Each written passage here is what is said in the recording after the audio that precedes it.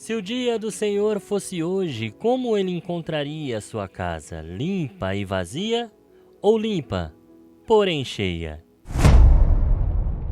Em nome do Pai, do Filho, do Espírito Santo. Amém. Prezados irmãos e irmãs, que a paz de nosso Senhor Jesus Cristo e a fé de nossa Mãe estejam conosco. A liturgia de hoje nos presenteia com textos poderosos. Por exemplo, a primeira leitura do profeta Joel, no capítulo 1, versículos de 13 a 15, e no capítulo 2, versículos de 1 a 2, não fala de uma ameaça distante, mas sim de um perigo eminente. O profeta convoca os sacerdotes e o povo à penitência ritual, ao jejum e ao luto. Ponde as vestes e chorai, sacerdotes, gemei, ministros do altar, entrai no templo, deitai-vos em sacos, ministros de Deus. A casa de vosso Deus está vazia de oblações e libações. Prescrevei o jejum sagrado, convocai a assembleia, congregai os anciãos e toda a gente do povo na casa do Senhor, vosso Deus, e clamai ao Senhor. O contexto imediato do livro de Joel, irmãos, é uma terrível praga de gafanhotos, uma devastação que aniquila a colheita, o sustento e a alegria da vida em Israel. No entanto, essa catástrofe natural é usada como sinal de prenúncio de algo muito maior. Ai de nós, neste dia, o dia do Senhor está às portas. Está chegando com a força devastadora da tempestade. Irmãos, o profeta associa a calamidade presente ao dia futuro do Senhor. Ou seja, um dia de escuridão fechada, dia de nuvens e remoinhos, como a aurora espraiada nos montes. Assim é o povo numeroso e forte, tal como jamais se viu algum outro, nem jamais se verá, até os anos de gerações futuras. Na teologia católica, o dia do Senhor tem uma riqueza de significados. Inicialmente, ele se refere aos juízos de Deus na história contra as nações ou contra o próprio Israel por sua infidelidade. Em uma leitura mais plena, irmãos, ele vai apontar para o juízo final e, em um sentido espiritual, para o momento de encontro decisivo com Cristo em nossa vida, seja na morte individual, seja nas visitas de Deus em momentos de crise e provação. Sendo assim, a mensagem de Joel fica clara para nós. O dia do Senhor exige preparação. Não se trata de um Deus que se alegra na punição, mas de um Deus santo que chama o seu povo à santidade. O luto e o jejum são a expressão externa de um arrependimento que precisa ser primeiramente interno. É um convite a reconhecer a nossa fraqueza e a buscar a misericórdia, ou como conhecemos, a famosa verdadeira conversão. O Evangelho de Lucas, hoje, no capítulo 11, versículos de 15 a 26, o Senhor Jesus acabara de expulsar um demônio, um ato de libertação que revela o reino de Deus agindo com poder.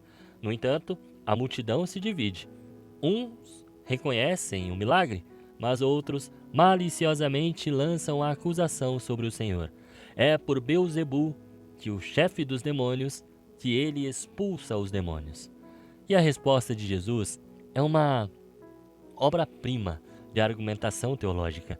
Ele demonstra a impossibilidade lógica de Satanás expulsar a si mesmo. Ao fazer isso, ele não apenas refuta a calúnia que está sofrendo, mas também revela a natureza da sua missão. A sua vinda é um assalto final ao reino de Satanás, irmãos. O homem forte aqui, representado por Satanás, está sendo amarrado pelo mais forte, que representa Cristo, deixando claro que o exorcismo não é apenas um milagre isolado, algo que nos faz realmente ficar espantados. Não é apenas isso, é a prova de que o reino de Deus chegou, de que o reino de Deus está entre nós. Essa parte do Evangelho é crucial para a nossa fé e para a moral cristã. A teologia católica nos ensina que o pecado é o verdadeiro mal, pois é a oposição a Deus, ou seja, a separação de nosso Senhor, a perca da graça. A ação de Jesus revela a realidade do combate espiritual e do poder da graça que nos liberta da escravidão do maligno. O Evangelho chega em seu ponto mais alto com uma das advertências mais sérias de nosso Senhor, a parábola do espírito impuro que volta. Irmãos, um espírito impuro é expulso, mas ao retornar e encontrar a casa vazia, varrida em ordem, ele traz consigo outros 7 espíritos piores, e a condição final do homem se torna pior que a primeira. Na perspectiva da nossa fé, essa casa é a nossa alma. Ser libertado do pecado, do vício, do mal, é um ato de pura misericórdia e graça. E a varredura e ordem são iniciais. Ou seja, o perigo não reside apenas em cair em um pecado pior, reside em manter a alma vazia. Um coração vazio é um coração que não foi preenchido pela graça, pela oração, pela palavra, pela Eucaristia, pelas boas obras. Quantas pessoas vocês não conhecem que realmente abandonaram bebidas, abandonaram vícios, mas ainda falta o querer buscar a Deus? A conversão não é apenas um deixar de fazer o mal, irmãos. É um passar a fazer o bem e, sobretudo, um passar a pertencer a Cristo. Por isso eu pergunto, se o dia do Senhor, seja ele histórico, pessoal ou escatológico, fosse amanhã, ele nos encontraria em que estado? Ele nos encontraria com um coração revestido de saco em sinal de arrependimento sincero, como Joel? Ou encontrará a alma liberta pelo poder de Cristo? Encontrará a casa preenchida com a presença do Espírito Santo e as virtudes do reino? Ou vazia, limpa, apenas para ser reocupada por uma maldade multiplicada?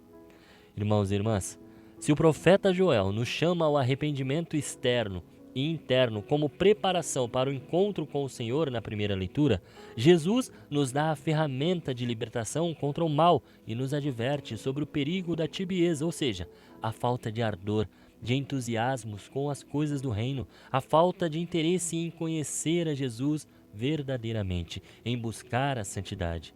Não permitamos que a nossa alma seja uma casa vazia. A vida cristã é dinâmica. A graça de Deus recebida no batismo e nutrida nos sacramentos da Santa Igreja deve ser cultivada com oração constante, escuta da palavra e, principalmente, uma caridade ativa. O vácuo espiritual é um convite ao inimigo, irmãos. Deixar tudo limpinho para a chegada de seja lá quem for e não Jesus, é realmente um convite ao maligno. Preenchamos esse espaço com o amor de Cristo, que é o único capaz de guardar a nossa alma contra todo o mal, pois ele é mais forte do que qualquer potestade ou espírito maligno.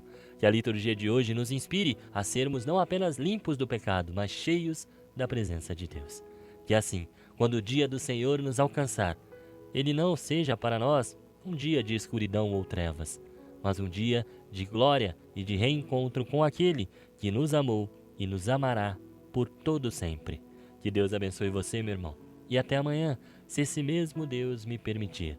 Senhor, estivemos aqui reunidos por amor a Jesus Cristo, em nome do Pai, do Filho, do Espírito Santo. Amém.